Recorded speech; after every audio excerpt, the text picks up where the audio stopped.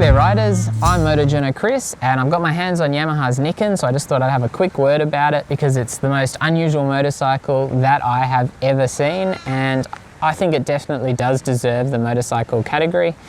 Despite having the two wheels on the front, Yamaha have really made something both unique and quite exceptional.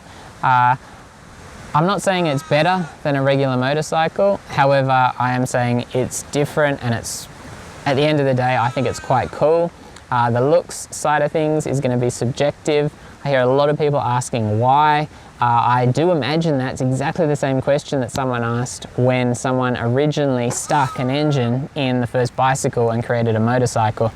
And look at how that developed, you know. We can criticize this kind of thing, but I think it's great that Yamaha have invested the money into, you know, developing something like this, because it's really cool and it's really different, and I mean, who knows, hopefully it'll attract some different people to motorcycling.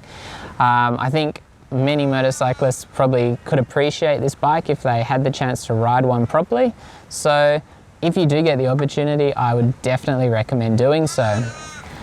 This is based on the MT-09. It has a significant premium over the MT-09 due to that front end setup. It's got cruise control, it has got a quick shifter, it's got a much heavier flywheel, which gives it a very different engine characteristic, even though it's the same engine. It's got ride modes, traction control, it's got some, you know, quite busy switch blocks here, but everything falls to hand really easily. Simple dash. The plastics on the front end here are quite ugly, but they're there due to function. The actual suspension system and the front end system, fully leant over, would no doubt come all the way up into this space here. So there's a good reason for that being there.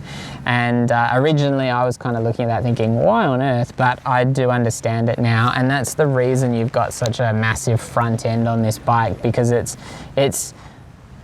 an attempt to kind of hide those moving parts and still provide a stylish bike.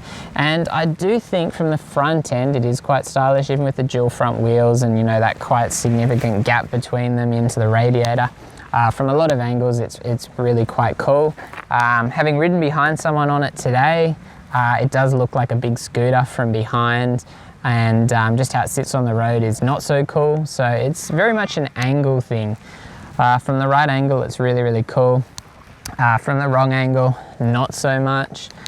But at the end of the day, all that really matters is how you feel riding it. And like I said, I think people would be quite impressed if they, you know, spent a bit of time on one of these and saw what it was capable of. I was certainly surprised, and I definitely recommend anyone who gets the chance, give it a try. If you're kind of interested, definitely don't be put off by people being naysayers and the unusualness of it. It's a really cool motorcycle at the end of the day, something a little bit different. It's not going to be for everyone, but I'm sure there are people out there who will appreciate it and won't mind spending a little bit extra for something that's pretty unique at the end of the day.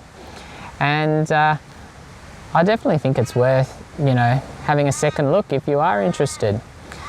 Obviously, being over 20 grand here in Australia, it is quite pricey, but there are plenty of pricey machines out there that, you know, for whatever reason, you know, they might be more of a track bike that a lot of people buy, and that they just enjoy having that kind of machine, even if they don't necessarily use it at the track every week or, you know, every month.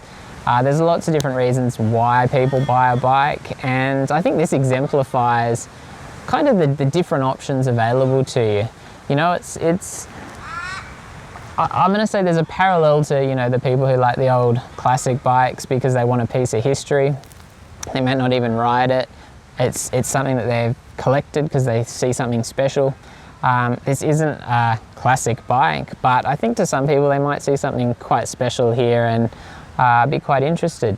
And like I said, it's a pretty good thing. It's pretty amazing what Yamaha have achieved, considering what they're providing and how close it is to a motorcycle.